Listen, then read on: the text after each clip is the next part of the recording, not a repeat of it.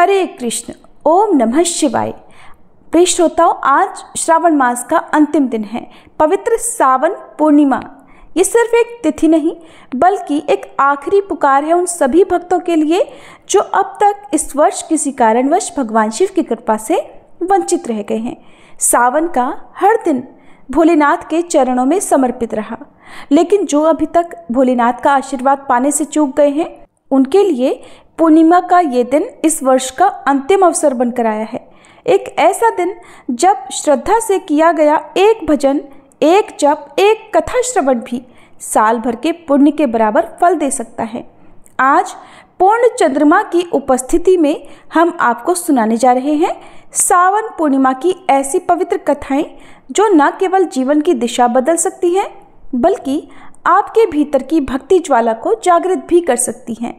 तो यदि आप भी चाहते हैं कि इस वर्ष सावन आपके जीवन में कुछ विशेष छोड़कर जाए तो आइए श्रद्धा से अपने हृदय को खोलिए और सावन पूर्णिमा की इस दिव्य कथा को पूरा सुनिए, क्योंकि ये केवल कथा नहीं, आपके भीतर छिपे शिव को पुकारने का एक अद्भुत और दिव्य मंत्र है इस वर्ष का। प्रिय श्रोताओ, आज की कथाओं का शुभारंभ हम करने जा रहे हैं गजेंद्र मोक्ष की कथा से।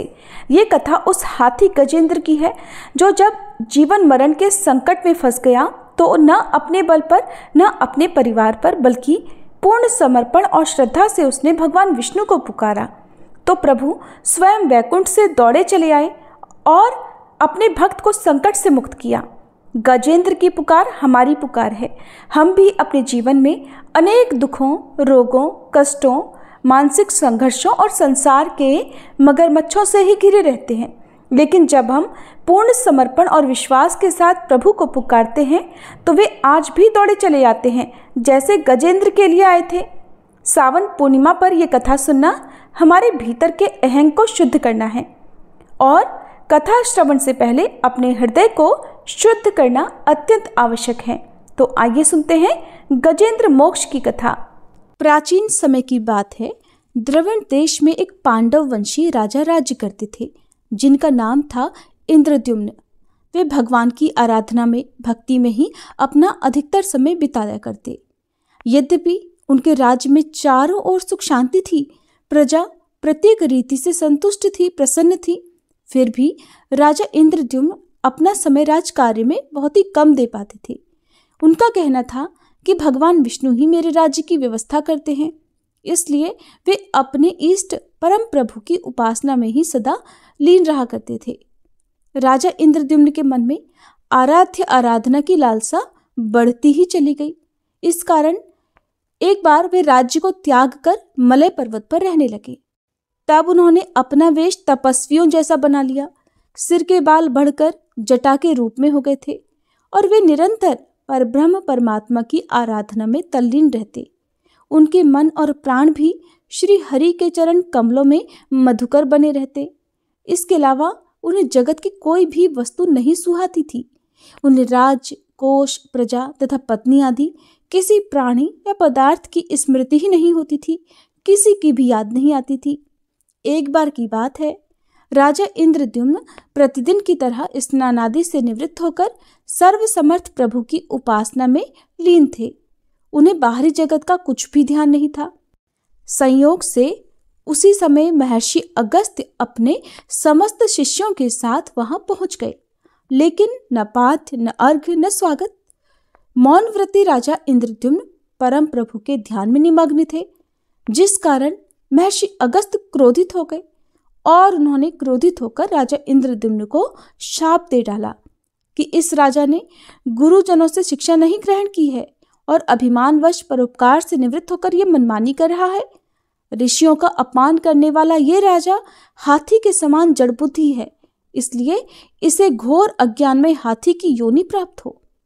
महर्षि अगस्त्य भगवत भक्त इंद्रद्युम्न को ये शाप देकर वहां से चले गए।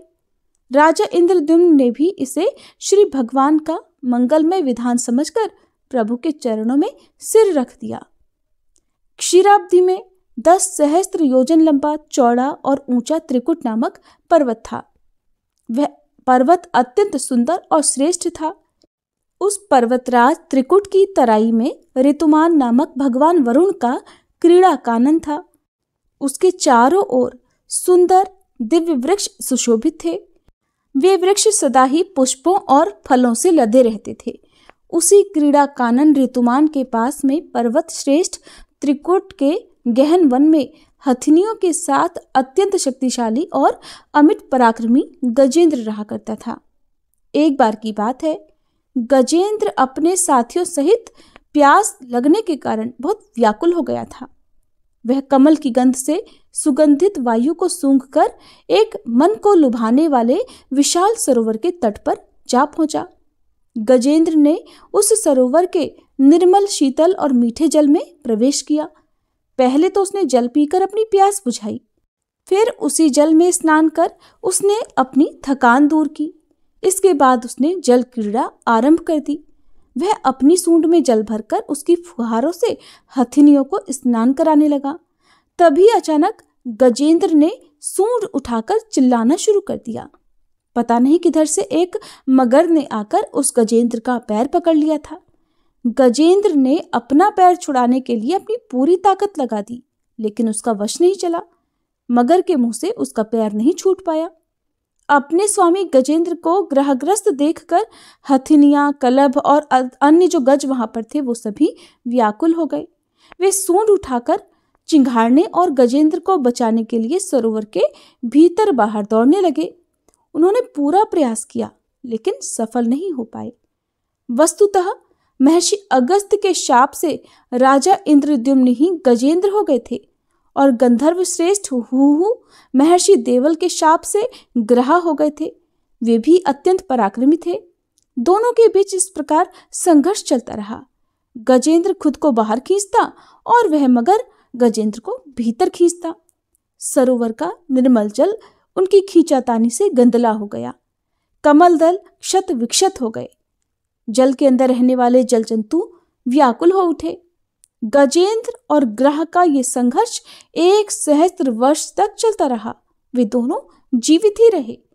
यह दृश्य देखकर देवगण चकित हो गए। अंततः एक दिन गजेंद्र का शरीर कमजोर पड़ गया। उसके शरीर में शक्ति और मन में उत्साह नहीं रहा, किंतु जलचर होने के कारण ग्रह की शक्ति में कोई कमी ही नहीं आई। उसकी शक्ति बल्कि और बढ़ गई। वह नवीन उत्साह से और अधिक ताकत लगाकर गजेंद्र को पानी के अंदर खींचने लगा। असमर्थ गजेंद्र के प्राण अब संकट में पड़ गए। उसकी शक्ति और पराक्रम का अहंकार चूर चूर हो गया। वह पूरी तरह से निराश हो गया, किंतु पूर्व जन्म की निरंतर भगवत आराधना के फलस्वरूप उसे भगवान की स्मृति हो आई। उसने निश्चय किया कि मैं कराल काल के भय से चराचर प्राणियों के शरण्य सर्वसमर्थ प्रभु की शरण ग्रहण करता हूँ।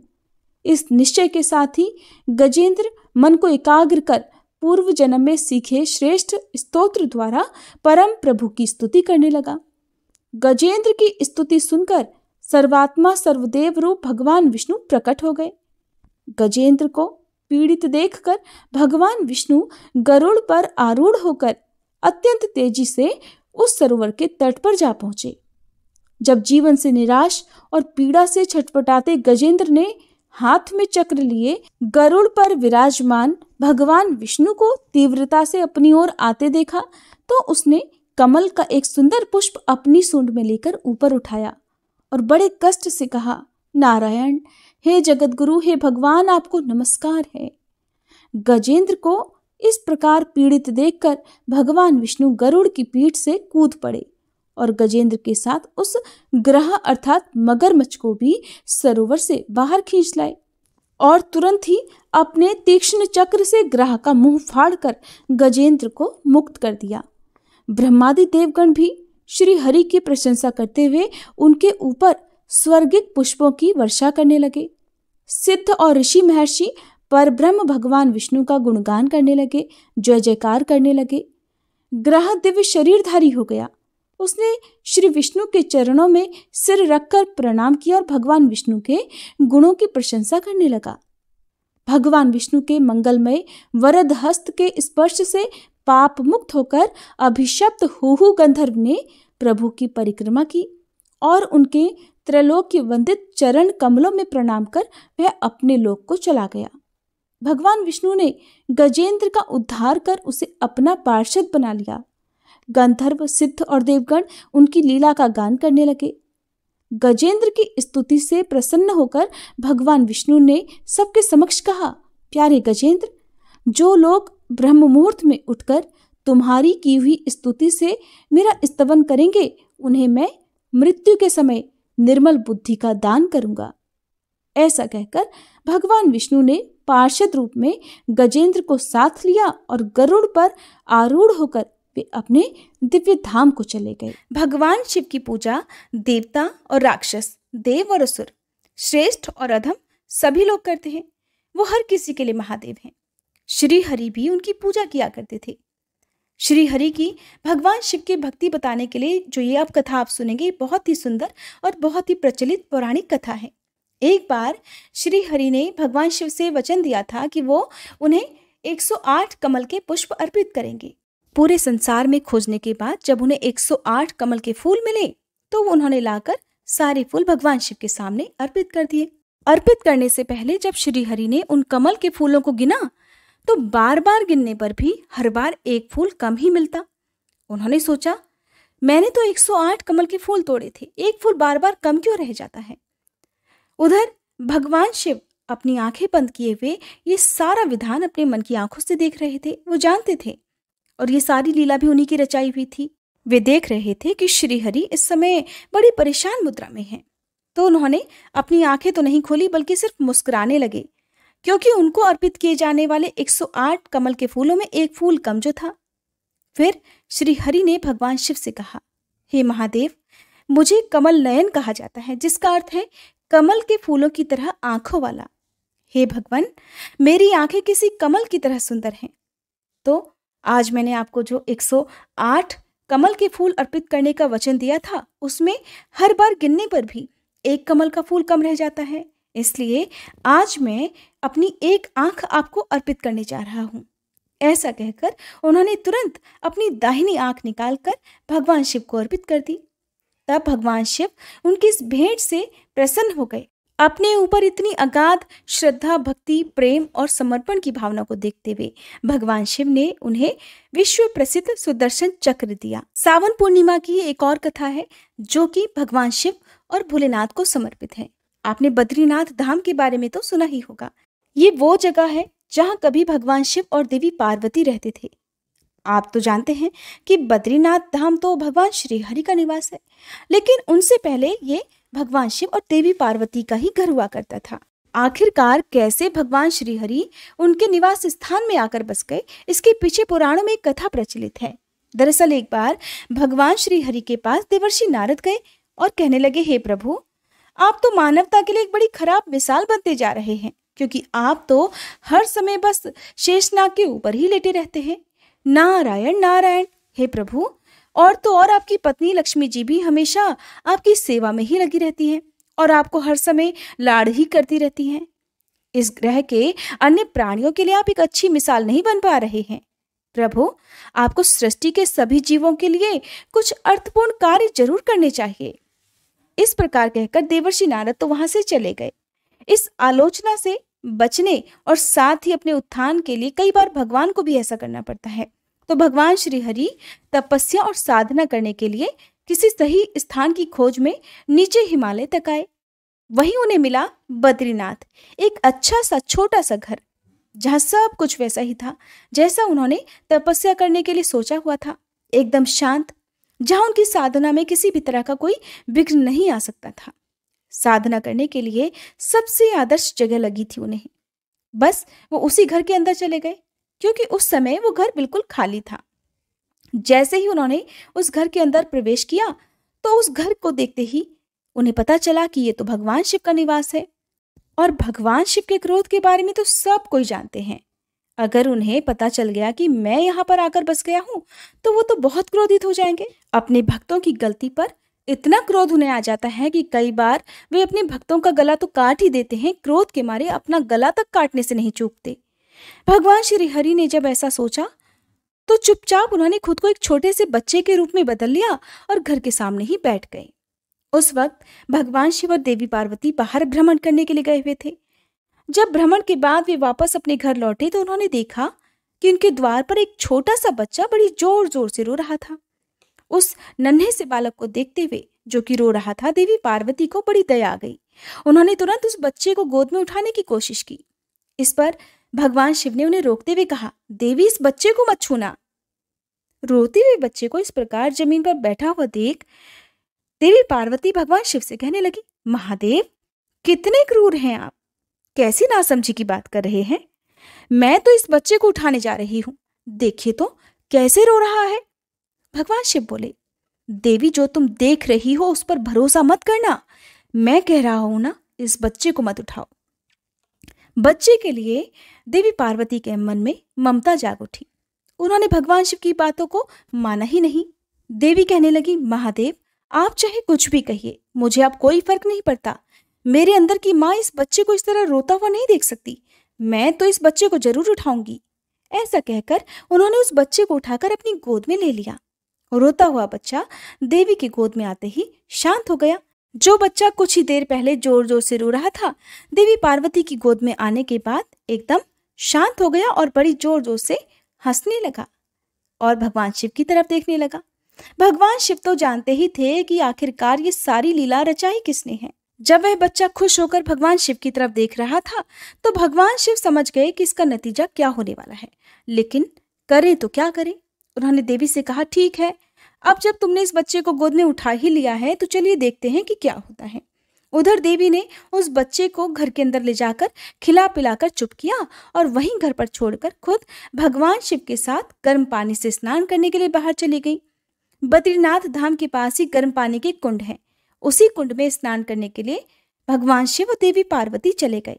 स्नान करके जब वापस लौटकर आए तो देखा कि उनका घर तो अंदर से बंद था। भगवान शिव तो जानते ही थे कि अब खेल शुरू हो गया है। देवी पार्वती भी हैरान थी कि आखिरकार दरवाजा अंदर से किसने बंद किया होगा। तो भगवान शिव कहने लगे, देवी, मैंने कहा था ना इस बच्चे को मत उठाना, लेकिन तुम तो नहीं मानी। इस बच्चे को उठाकर तुम घर के अंदर लाई और अब उसी ने अंदर से दरवाजा बंद कर लिया है। अपना ही घर होते हुए हम द्वार के बाहर खड़े हैं। देवी पार्वती कहने लगी, हे प्रभु, अब आप ही बताइए हम क्या करें। अब महादेव के पास केवल दो विकल्प थे। एक, जो भी उनके सामने है उसे जलाकर भस्म कर दे, और दूसरा कि वे खुद उस जगह को छोड़कर वहां से चले जाएं और कोई और घर अपने लिए ढूंढ लें। तो उन्होंने देवी से कहा, देवी, वैसे भी वो तो तुम्हारा प्यारा बच्चा है और मैं तो उसे छू भी नहीं सकता, इसलिए चलो अब हम ही कहीं और चलते हैं, मैं अब कुछ नहीं कर सकता। इस तरह भगवान शिव और देवी पार्वती को अपना ही घर छोड़कर वहां से जाना पड़ा।